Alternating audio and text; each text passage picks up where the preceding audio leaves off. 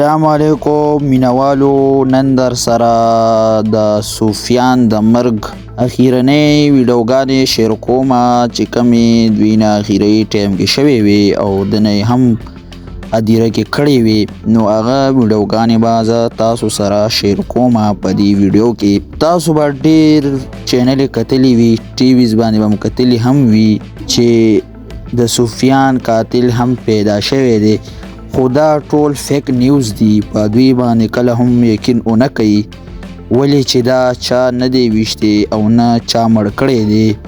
سفیان چې کوم دی د باندې تعویض شوی و او چې کوم دی د باندې تعویض هم کړی و او دلې ګردې ټولې پیل کړې وي، نو د به الټۍ کولی او د ګردې هم پیل شوی وي. بیا د دې اخیرنۍ وینس چې کوم راغلی و، کومه فني ویډیو د دوی راغلی وه، هغه دا ویډیو هم ده. دوی اخیرنۍ ویډیوګانې هم جوړې کړې وي، ډېر خفه پکې راغلي وو. نو ستاسو ټولو ملګرو ته درخواست دی چې دواګانې ورته کوئ، الله دې جنت فردوس نصیب کړي.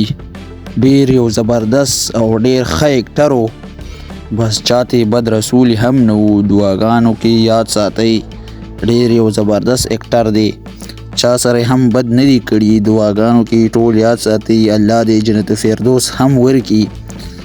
او دې اخیرنۍ ویډیوګانې دي او تاسو به ډېر کتلی وي چې فیک نیوز ورپسې چلیدلی دی چې سفیان چا ووژلو، چا مړ کو. دا هېڅ کیسه نشته دی. خلک لایک او ویوز دپاره خپلې ویډیوګانې وایرل کوي، داسې سم نشته. دا چې کوم دی پلار هم وفات شو، هغه پسې هم ډېر خفه و او په ده باندې چا تعویض هم کړی و او تعویضونو هم خراب کو، ګردې والا پیل کړی وي. ستاسو ملګرو ته خواست دی دواګانو کې یاد ساتئ او تصویران ویډیوګانې مخې جوئ، ګناه ده. مهرباني ستاسو دی ډېره مهرباني وي. او دا خوب کې هم صادق خان له ورغلی و چې ما څخه خلک ډېره مینه کوي، ما څخه خلک خفه دي، خو خفه کېږئ ما، ولې چې زه جنتي ما او زما ویډیوګانې مخې جوئ. الله په امان دی.